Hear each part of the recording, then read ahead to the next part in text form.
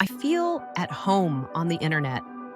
I've enhanced my career, my social life, my perspective, and even my cooking skills through these glass screens.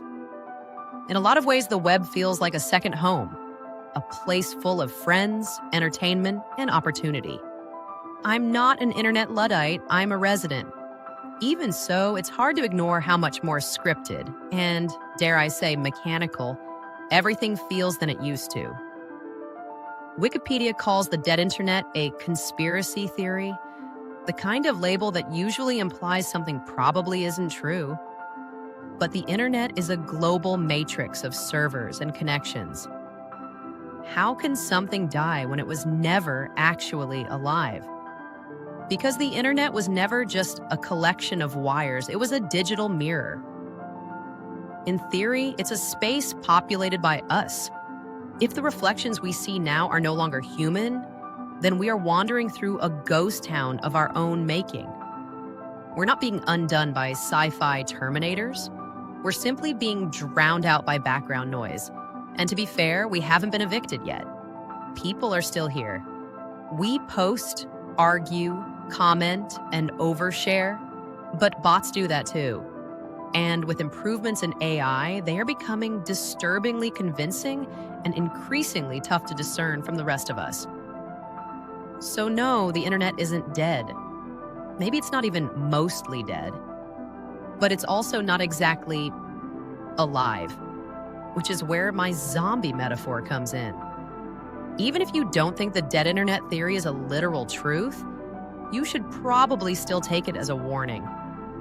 According to researchers, just over half of all internet traffic doesn't come from people at all but bots. Now, to be clear, I'm glad some of them are here, and I'm certainly not a Luddite. I want a bot to filter out a DDoS attack or bury a thread of vitriolic hate speech so I don't have to see it. AI tools can help us. Like me, you've probably used one to plan dinner, remember a doctor's appointment, or check for typos. But those same sources point out that even after you account for the good bots, you're still left with about 37% of the internet that is outright malicious or purely automated noise, which is still a lot. And even the good bots aren't necessarily beneficial to anyone except the companies that deploy them. For example, social platforms increasingly rely on bots for moderation. That's useful for preventing spam, but it also means decisions about what you see are automated, opaque, and aligned with platform priorities rather than public understanding. From a human perspective, a lot of these so-called good bots are less heroic helpers and more chaotic neutral. They're not trying to help you, they're not trying to hurt you, they're just doing their job at massive scale, scraping content, indexing behavior, amplifying patterns, and feeding systems that feed other systems. They don't understand truth, humor, or empathy. They don't know if a post made your day or ruined your week. They don't know anything about how they made you feel. They just detect a pause in your scroll, and their only job is to turn that pause into a stay. Maybe you'll respond to generate engagement, or better yet, click an advertisement to generate revenue.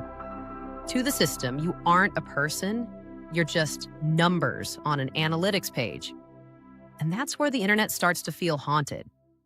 Because when half the activity isn't human, things we used to rely on stop meaning what we think they mean. Here's the thing.